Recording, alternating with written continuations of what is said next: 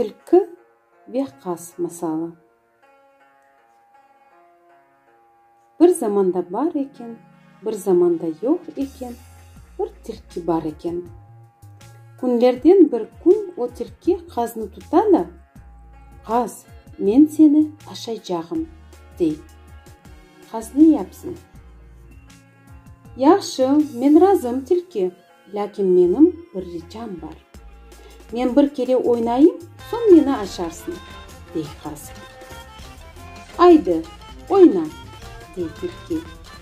Мен сені ашамаға етіштірірім. Қаз қанатларына açып, тұрған yerінде ойнап башлайды. Оны көріп түлкі дейді. Сен қаз яқшы пек ұста ойна екенсің. Озу ise қазға таба яқынлаша.